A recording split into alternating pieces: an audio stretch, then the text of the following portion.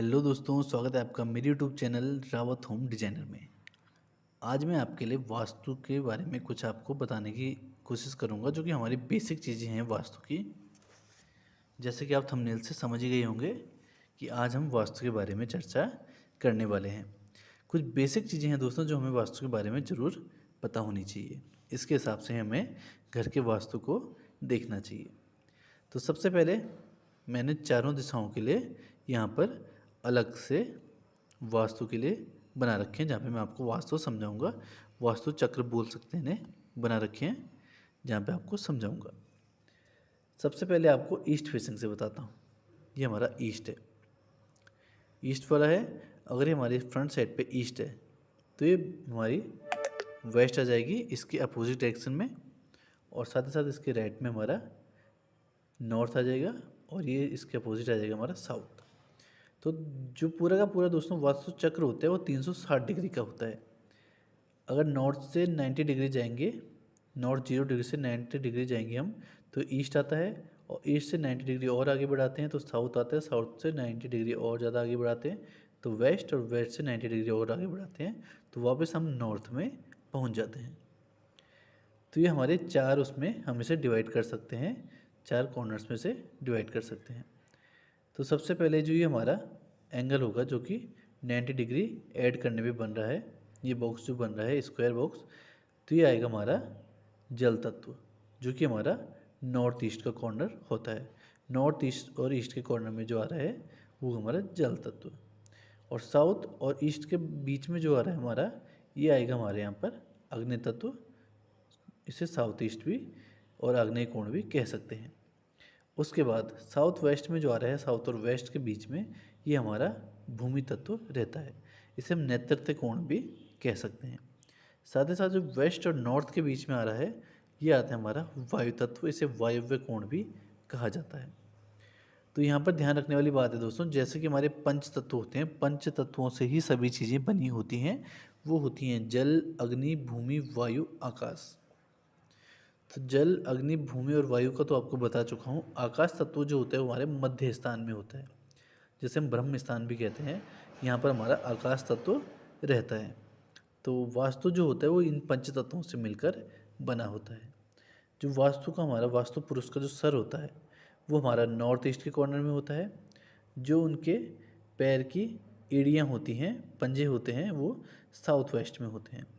जो पैर और हाथ के टखने होते हैं वो हमारे नॉर्थ वेस्ट और साउथ ईस्ट में होते हैं।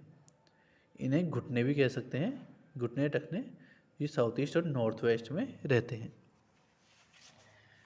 तो जब भी दोस्तों घर बनाया जाता है तो इन चीज़ों का हमें बेसिक्स बहुत ही सही तरीके से पता होना चाहिए, क्योंकि नहीं तो हमें वास्तु की कुछ चीज़ें पता होती हैं जिससे कि हम और चीज़ों का अनुमान नहीं लगा पाते हैं कि ये चीज़ें किस तरीके से रखी जाएंगी।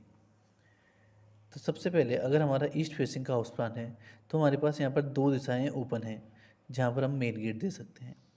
तो सबसे अच्छा मेन गेट यहाँ पर नॉर्थ ईस्ट के डायरेक्शन में रहेगा। नॉर्थ ईस्ट से गेट दे सकते हैं। अगर नॉर्थ ईस्ट से गेट नहीं बन पा रहा है किसी कारण से, या यहाँ पर कुछ और चीज़ है, तो ये हम साउथ ईस्ट से गेट दे सकते हैं। यहाँ पर ये होता है। साउथ ईस्ट जो है दोस्तों, बता चुका हूँ आपको, अग्निकोण है, तो यहाँ पर किचन देना बहुत ही ज़्यादा फलदायी होता है। और नॉर्थ ईस्ट का जो तत्व है हमारा वो जल तत्व है। यहाँ पर जल से संबंधित कार्यों को करना बहुत ही अच्छा रहता है। जल से संबंधित कार्यों में दोस्तों बाथरूम को यहाँ पर नहीं दिया जा सकता है। और अगर जल से संबंधित कार्य होते हैं जैसे कि बोरवेल हो गई, ट्यूबवेल हो गई, समरसीवर हो गया, पानी का टैंक हो गया, ये सब चीज़ें जल तत्व से संबंधित मानी जाती हैं। ये चीज़ें यहाँ पर रखी जा सकती हैं आसानी से।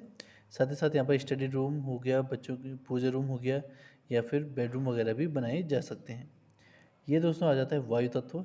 यहाँ पर हम वॉशरूम वगैरह बना सकते हैं, क्योंकि यहाँ पर वायु का संचरण बहुत ही अच्छा रहता है, और बेडरूम वगैरह भी दिए जा सकते हैं।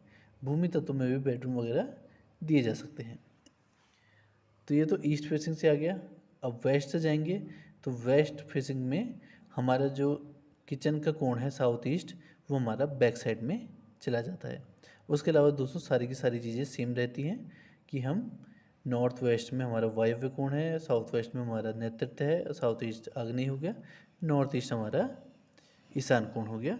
ये सारी की सारी चीज़ें इसमें सेम रहेंगी। इसके अलावा नॉर्थ में जाएंगे, जो नॉर्थ में भी हमारा किचन बैक साइड में ही चला जाता है, जो कि ये रहेगा हमारे यहाँ पर। और जब हम साउथ फेसिंग से हाउस प्लान बनाते हैं तो हमारा किचन फ्रंट साइड पे आ जाता है। ये दोस्तों जब हम ईस्ट से और साउथ से अपना घर बनाते हैं तो हमारा किचन फ्रंट साइड पे आता है, और जब नॉर्थ से और वेस्ट से घर बनाते हैं तो हमारा किचन बैक साइड में चला जाता है। लेकिन ये हमेशा ज़रूरी नहीं है। इसमें एक और चीज़ वो होती है दोस्तों, अगर कभी किसी वजह से अग्निकोण में हम अपना किचन नहीं दे पा रहे हैं, ये यहाँ पे कोई प्रॉब्लम हो रही है, तो दूसरा ऑप्शन हमारे पास होता है वायव्य कोण में किचन देना। पहला हमेशा हमारा अग्निकोण रहेगा और दूसरा हमारा जो चांस रहेगा वो हमेशा वायव्य कोण रहेगा किचन के लिए। इस तरीके से दोस्तों ये छोटी छोटी बेसिक चीज़ें हाउस प्लान में ध्यान रखनी चाहिए और इसके हिसाब से हाउस प्लान को डिजाइन करना चाहिए। अगर दोस्तों आपको ये वीडियो पसंद आई है तो वीडियो को लाइक और चैनल को सब्सक्राइब जरूर करें, जिससे कि ऐसी वीडियो मैं भविष्य में आपके लेकर आता रहूँ। धन्यवाद।